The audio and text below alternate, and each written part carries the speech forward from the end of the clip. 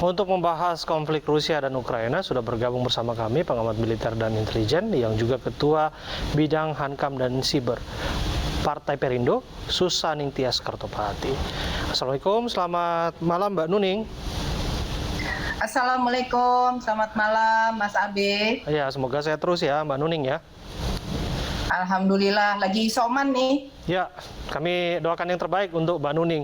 Tapi bagaimanapun kalau di negara kita perang melawan pandemi itu terus kita lakukan, tapi memang agak sedikit klise, agak sedikit ironi tepatnya kalau kita lihat apa yang terjadi di Eropa. Saya fokus kepada bagaimana warga negara kita yang sudah berkumpul di KBRI Ukraina untuk menunggu waktu evakuasi. Kapan tepatnya evakuasi dilakukan menurut Mbak Nuning? Menurut pandangan saya, evakuasi warga negara Indonesia di sana itu harus secepatnya ya. Karena mereka itu kan sekarang sedang berada di shelter-shelter yang disiapkan. Dan itu tentunya bukan shelter yang dengan fondasi yang kuat. Sehingga itu akan sangat berbahaya sekali apabila terkena dengan senjata-senjata ataupun peluru, bom dan lain sebagainya. Jadi memang sangat riskan ya. Menurut pandangan saya KBRI harus segera dapat mengevakuasi warga negara Indonesia di Ukraina.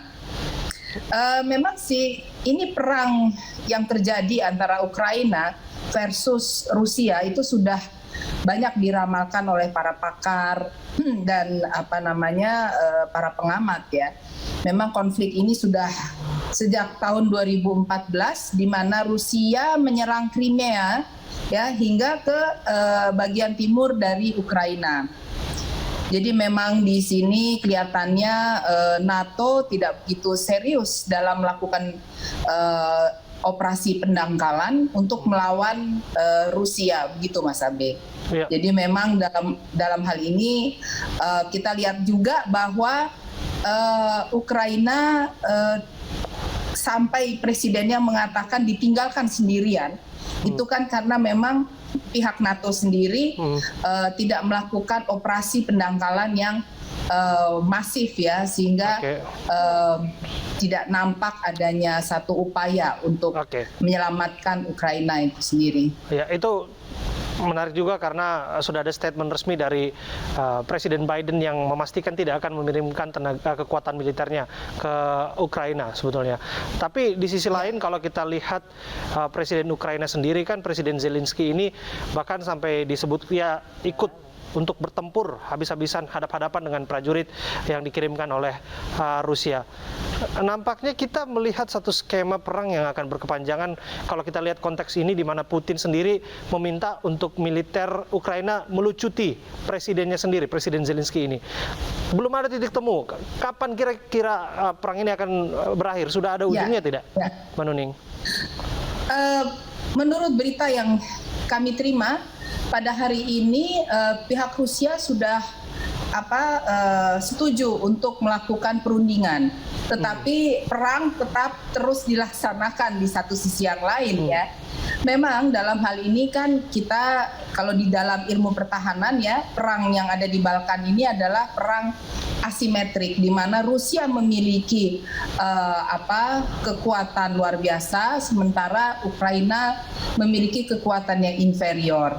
Nah, menurut saya ini harus ada campur tangan dari PBB dan NATO sendiri itu harus memilih melakukan serangan masif atau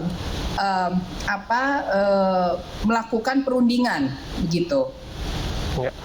Mbak Nuning, kalau kita lihat propaganda yang dilakukan oleh Presiden Putin sendiri kan menyatakan bahwa Presiden Zelensky adalah seorang pecandu narkoba, neo-Nazi dan lain sebagainya. Dan propaganda ini dilakukan dengan tujuan satu, tentu saja melucuti kepresidenan dari Presiden Zelensky. Hal ini jarang sekali kita lihat ya di era kontemporer saat ini terjadi begitu ya. Apakah hal ini mungkin dilakukan? Memang itu satu-satunya solusi untuk mengakhiri perang antara Rusia dan Ukraina? Iya, Rusia itu memiliki satu kemampuan bukan saja militer yang kuat, yang tadi saya katakan bahwa kalau dibanding dengan Ukraina itu kan yang inferior ya, mereka itu memiliki kekuatan militer yang superior. Tetapi Rusia juga memiliki kemampuan intelligence device serta human intelligence yang sangat kuat. Di dalam fungsi-fungsi intelijen itu yang di mana melakukan proses disepsi, lalu kemudian tradecraft, seperti yang dilakukan oleh Putin ini, kita bisa sampaikan itu adalah sebuah tradecraft, di mana secara psikologis melemahkan dari Presiden Ukraina itu sendiri. Bahkan disebutkan bahwa Presiden Ukraina itu adalah mantan komedian dan lain sebagainya. Nah, itu secara masif baik itu di media Rusia maupun di kalangan yang ada itu disebarluaskan. Dan perlu kita ketahui bahwa mungkin ini sangat sedikit orang juga yang mengetahui bahwa sementara pihak di Ukraina, bangsa Ukraina itu kalah dengan bangsa Indonesia yang bangga sebagai bangsa Indonesia memiliki Pancasila dan lain sebagainya. Di Ukraina itu banyak sekali anak-anak muda yang sudah tidak punya kebanggaan terhadap Ukraina. Bahkan mereka tidak mau belajar bahasa Ukraina. Mereka lebih proud dikatakan I'm Russian, begitu. Jadi memang dalam hal ini tentu tidak mudah ya.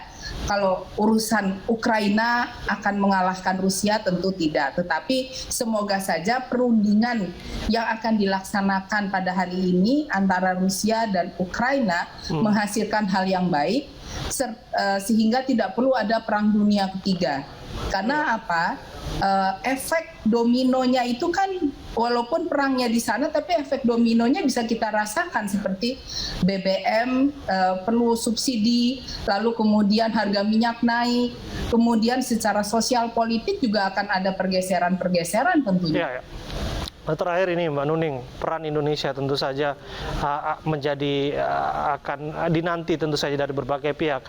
Apakah kita memang sepatutnya wait and see saja atau kita bisa melakukan terobosan dalam hal ini? Mengingat beberapa embargo sudah dilakukan kan, embargo ekonomi terhadap Rusia, tapi tetap saja Rusia sampai saat ini tidak bergeming.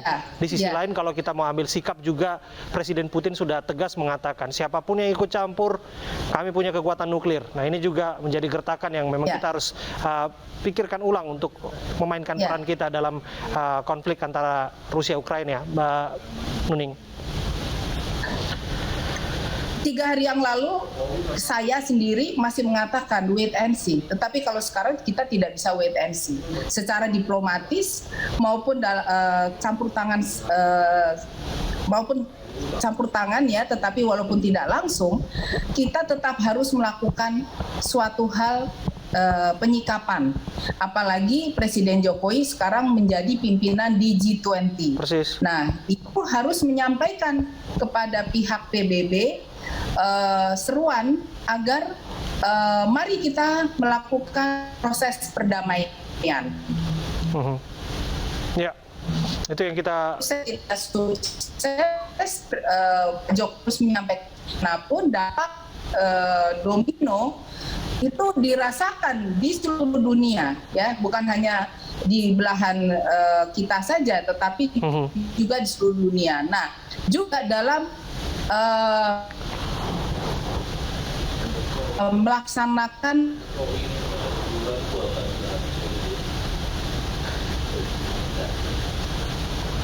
Mbak Nuning,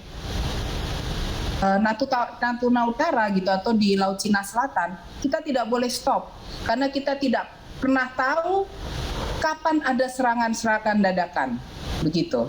Ya, baik. Terima kasih Mbak Nuning atas waktu Anda berbincang bersama kami di iNewsroom Weekend. Terima kasih Mas Abe, selamat sore. Selamat sore.